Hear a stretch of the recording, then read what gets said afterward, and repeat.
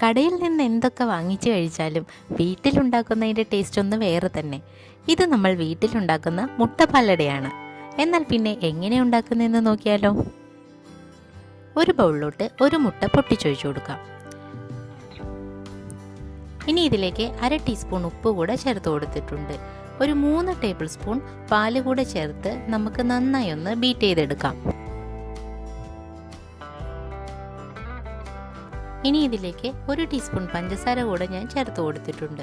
വീണ്ടും ഒന്ന് ബീറ്റ് ചെയ്തതിന് ശേഷം ഇനി നമുക്ക് ഇതിലേക്ക് ചേർക്കേണ്ടത് 250 ml കപ്പിൻ്റെ 1 കപ്പ് മൈദയാണ്. മൈദ ചേർത്ത് കൊടുത്തിട്ടുണ്ട്. ഇനി നമുക്ക് ഇതിലേക്ക് ആവശ്യത്തിന് വെള്ളം അനുസരിച്ച് നമുക്കൊരു ദോശയുടെ ബാറ്റർ എന്ന പരുവത്തിൽ നമുക്കിതൊന്ന് കുഴച്ചെടുക്കാം.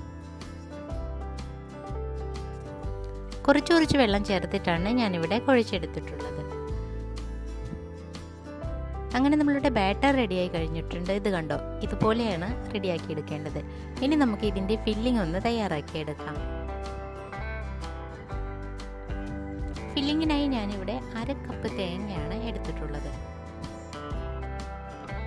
ഇനി ഇതൊരു പാത്രത്തിലോട്ട് മാറ്റാം. ഇതിലേക്ക് നമുക്ക് ആവശ്യാനുസരണം പഞ്ചസാരയാണ് ചേർത്ത് കൊടുക്കേണ്ടത്. വെല്ലം ഉപയോഗിച്ചും ചെയ്യുന്നവരുണ്ട്, പക്ഷേ ഞങ്ങൾ പഞ്ചസാര ഉപയോഗിച്ചിട്ടാണ് മുട്ടപ്പാലട തയ്യാറാക്കുന്നത്. ഇതിലേക്ക് 3-4 ടേബിൾ സ്പൂണോളം പഞ്ചസാര ഞാൻ ഇട്ട് നന്നായി ഒന്ന് കുഴിച്ചു കൊടുത്തിട്ടുണ്ട്. തേങ്ങയും പഞ്ചസാരയും ഒന്ന് യോജിച്ച് വരുന്നവരെ നമുക്ക് കുഴിച്ചു കൊടുക്കാം. ഇനി ഒരു പാന് വെച്ച് നമുക്കിതിലോട്ട് ബാറ്റർ ഒഴിച്ചു കൊടുത്ത് ദോശ പോലെ ഇതുപോലെ ഒന്ന് ചുട്ടെടുക്കണം. വെറും 1 മിനിറ്റിനുള്ളിൽ തന്നെ നമുക്കിത് റെഡിയായി വരും. ഇതൊന്ന് മറിച്ചിട്ട് കൊടുത്തതിന് ശേഷം ഇതിൻ്റെ നടുവിലോട്ടായിട്ടാണ് നമ്മൾ ഫില്ലിങ് വെച്ച് കൊടുക്കേണ്ടത്.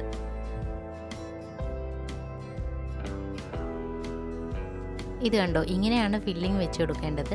അങ്ങനെ ഫുള്ളും താഴെ തൊട്ട് മേലെ വഴിയും ഇതുപോലെ നമുക്കൊന്ന് ഫില്ല് ചെയ്തെടുക്കാവുന്നതാണ്.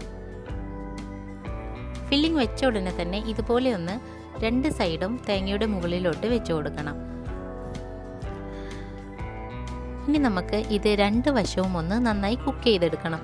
1 മിനിറ്റ് മാത്രം മതി ഇത് കുക്കാവാനായിട്ട്. ഇങ്ങനെ മറിച്ചിട്ടതിന് ശേഷം ആ വശവും കൂടി ഒന്ന് കുക്കാവാനായിട്ട് വെയിറ്റ് ചെയ്യാം. അങ്ങനെ നമ്മളുടെ മുട്ടപ്പാലട റെഡിയായി കഴിഞ്ഞു. ഇത് കണ്ടോ, നമ്മളുടെ മുട്ടപ്പാലട റെഡിയായി കഴിഞ്ഞു. അപ്പോൾ ഞൊടിയിടയിൽ നമുക്ക് എല്ലാവർക്കും വീട്ടിൽ ട്രൈ ചെയ്ത് നോക്കാൻ പറ്റാവുന്ന ഒരു 4 മണി പലഹാരം തന്നെയാണ് ഇത്. അങ്ങനെ ഇളം ചൂടോടുകൂടി തന്നെ നമ്മളുടെ മുട്ടപ്പാലട കഴിക്കേണ്ടതാണ്. ഇത്രയും ടേസ്റ്റിൽ ഉണ്ടാക്കി തന്നാൽ പിന്നെ കുട്ടികൾക്ക് വേറെ എന്തു വേണം. അപ്പോൾ വീഡിയോ ഇഷ്ടമായാൽ എല്ലാവരും ഒരിക്കലെങ്കിലും നമ്മളുടെ മുട്ടപ്പാലട വീട്ടിലൊന്ന് ട്രൈ ചെയ്ത് നോക്കണേ.